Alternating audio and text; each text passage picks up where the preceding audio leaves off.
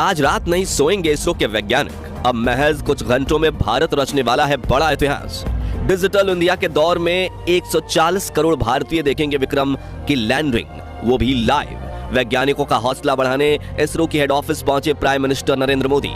लेकिन सबसे बड़ा सवाल यही कि क्या इस बार चांद पर जीत हासिल कर पाएगा हमारा चंद्रयान। दोस्तों, चंद्रयान 3 चांद के बेहद करीब पहुंच चुका है। इस वक्त भारत के इस अंतरिक्ष यान की चांद की सतह से न्यूनतम दूरी 25 किलोमीटर से भी कम हो गई है। इसलिए इसरो ने अब अपने हेडक्वार्टर में लैंडिंग काउंटडाउन शुरू कर दिया है। यानी सिर्फ चंद घंटों में चंद्रयान 3 का विक्रम लैंडर चांद की सतह पर कदम रखने की कोशिश करेगा। लेकिन अब सवाल आता है कि रूस, जिसे लूना सीरीज के लगातार 24 मिशन का एक्सपीरियंस था, फिर भी वो अपना लूना 25 मिशन में फेल हो गए। वहीं पिछली बार भारत का चंद्रयान 2 भी चांद पर लैंडिंग के दौरान फेल हो चुका था। तो क्या इसरो अपने इस तीसरे मून मिशन में सफल हो पाएगा? इस सवाल को लेकर इसरो के वैज्ञानिकों में भी डर का माहौल फैला हुआ है। हालांकि उन्हें अपनी टेक्नोलॉजी पर पूरा भरोसा तो है और चंद्रयान 3 की लैंडिंग को लेकर चारों तरफ कौतूहल का माहौल फैल चुका है। तो क्या इस बार चांद पर जीत हासिल कर पाएगा भारत का विक्रम लैंडर? और आखिर चंद्रयान 3 का वो एडवांस एल्गोरिथम क्या है जिसे देख नासा की हवा टाइट हो चुकी है? बताएंगे आपको। साथ ही फ्री में चंद्रयान 3 की लैंडिंग लाइव देखने का तरीका भी बताएंगे, तो पूरा वीडियो जरूर देखिए।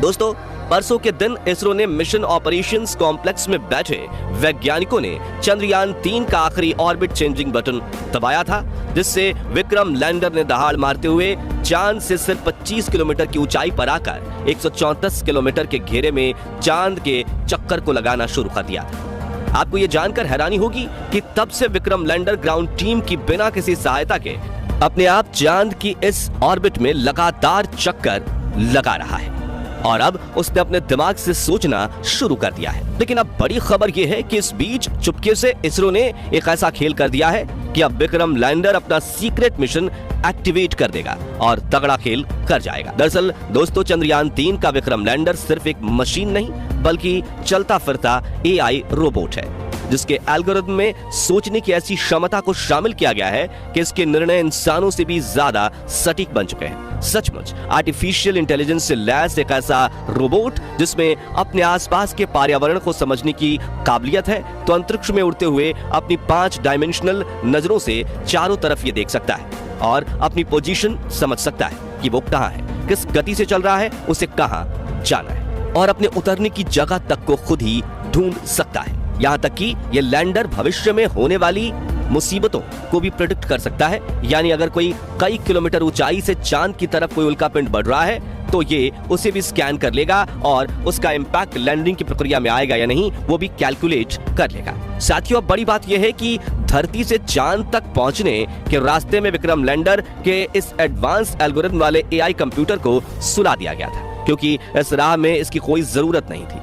लेकिन अब इसरो के वैज्ञानिकों ने चांद के पास पहुंचते ही इसे ऑन कर दिया है और इसने विक्रम लैंडर के सभी सेंसर्स का भी एक-एक करके इस्तेमाल करना शुरू कर दिया है। यानी अब इसरो ने लैंडिंग की कमान विक्रम लैंडर के हाथ में सौंप दी है। मतलब मिशन ऑपरेशन कॉम्प्लेक्स में बैठे इसरो के वैज्ञानिक अब सिर्फ बैठकर विक्रम लैंडर को काम करते हुए देखेंगे। जी हाँ, जिससे सबसे पहले तो विक्रम लैंडर ने भारत के साथ कंपटीशन में उतरे रूस के लूना 25 स्पेसक्राफ्ट के क्रैश होने के बाद उसका मलबा खोज निकाला है। अब उसे नजरअंदाज करके विक्रम अपनी लैंडिंग साइट का दौरा करने में बिजी हो गया है, क्योंकि इसरो ने पहले भी कह दिया है कि लूना 25 के चांद पर होने ना होने से उन्हें कोई फर्क नहीं पड़ता और हम सिर्फ अपने मून मिशन पर फोकस करेंगे। दोस्तों, इस एल्गोरिथम को डिजाइन करना इतना ज्यादा जरूरी इसलिए था क्योंकि धरती से करीब 4 लाख किलोमीटर दूर चांद की फास्ट साइड, यानी जो हिस्सा धरती से दिख नहीं पाता, वहां 4 गुने 2.5 किलोमीटर की छोटी सी लैंडिंग साइट ढूंढना और उसमें एक ऐसा लैंडिंग स्पॉट चुनना जहां ना क्रैटर हो, ना उबड़ खाबड़ सतह और ना ही रेतीले पहाड़, यानी कि जमीन बिल्कुल समतल हो, वो धरती पर बैठकर कर पाना मुश्किल ही नहीं, लगभग नामुमकिन है। इसलिए इसरो के वैज्ञानिकों ने चंद्रयान 3 की लैंडिंग को ऑटोमेटिक करने के लिए इस AI ब्रेन को डिजाइन किया है, जो विक्रम लैंडर पर लगे 9 सेंसर्स का इस्तेमाल करके रियल टाइम में डेटा देखते हुए लैंडिंग करने की कोशिश करेगा।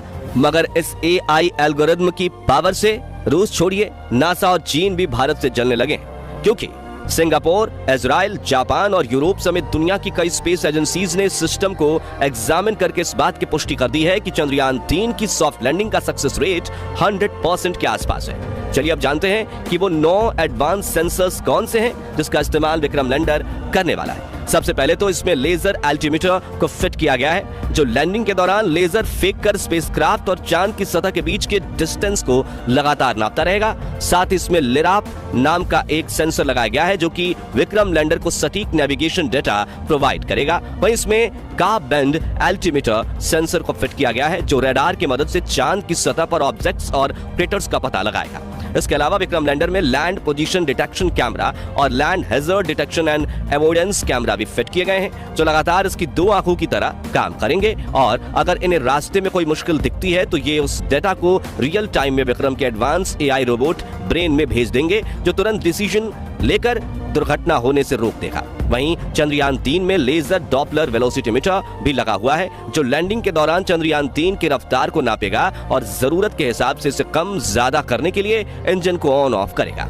साथ ही इसमें एक हॉरिजॉन्टल वेलोसिटीमीटर कैमरा सेंसर भी लगाया गया है। इसके अलावा इसमें माइक्रोस्टार सेंसर को टच डाउन सेंसर्स भी लगाए गए हैं। आपको बता दें कि विक्रम के आर्टिफिशियल इंटेलिजेंस ब्रेन ने इन सभी कैमरा और लेजर डॉपलर वेलोसिटीमीटर को ऑन कर लिया है और ये लगातार चांद की डेटा पर रिसर्च कर रहा है और लैंडिंग के आखिरी 15 मिनट में ये अपने सभी सेंसर एक साथ ऑन कर देगा। यानी 23 अगस्त के दिन 5:49 को बड़ा खेल होने वाला है जो अगले 15 मिनट में भारत की किस्मत बदल कर रख देगा। और इन आखिरी 15 मिनटों के लिए इसरो ने ऐसा तगड़ा प्लान बनाया है जिसे देखकर रूस के रोंगटे खड़े हो गए हैं और प्रेसिडेंट पुतिन को इस बात का पछतावा हो रहा है कि उन्होंने भारत के साथ पंगा लेकर बड़ी गलती कर दी, क्योंकि जिस यूएसएसआर यानी रूस ने चांद पर पहली बार अपने स्पेसक्राफ्ट की लैंडिंग करवाई थी वो अपने पिछले सफल मून मिशन के करीब 50 सालों बाद भारत से हार चुका है, क्योंकि रूसी लूना 25 लैंडर अपनी कक्षा बदलने के दौरान हार्ड लैंडिंग करते हुए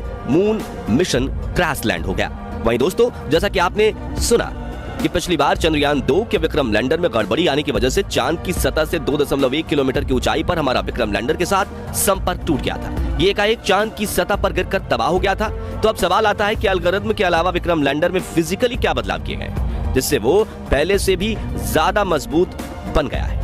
आपको बता दें कि जहां चंद्रयान 2 के विक्रम लैंडर में 5 थ्रस्टर्स लगे हुए थे, वहीं चंद्रयान 3 के लैंडर में 5 की जगह 4 पावरफुल थ्रस्टर्स इंजन लगाए गए हैं जो चारों तरफ सही संतुलन बनाए रखने में लैंडर की सहायता करेंगे। इसके अलावा इसरो के वैज्ञानिकों ने चंद्रयान 3 के लैंडर के पैरों को मोटा और स्ट्रॉन्ग बना दिया है। वहीं इसमें लगे सोलर पैनल्स को भी बड़ा किया गया है और ईंधन के टैंक को भी बढ़ाया गया है ताकि लैंडिंग के दौरान इंजन ब्रेकिंग के लिए इसमें पर्याप्त फ्यूल बचे।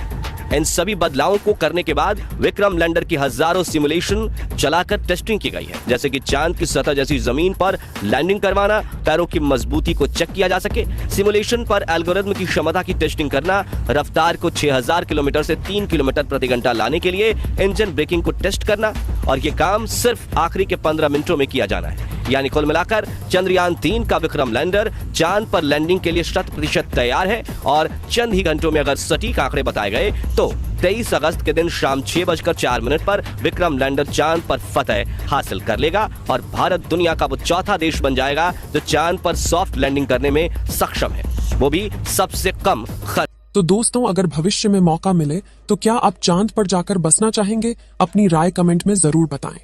आज के लिए इतना ही। आपकी आखिरी जिम्मेदारी इस वीडियो को लाइक करके शेयर करने की है। इसे ज्यादा से ज्यादा मित्रों तक शेयर करें ताकि उन्हें भी जानकारी मिल सके। और भी ऐसी ही नॉलेजेबल वीडियो के लिए अपने भरोसेमंद चैनल को सब्सक्राइब जरूर करें और बेल आइकन को ऑल पर सिलेक्ट करना बिल्कुल ना भूलें। वीडियो को अंत तक देखने के लिए धन्यवाद।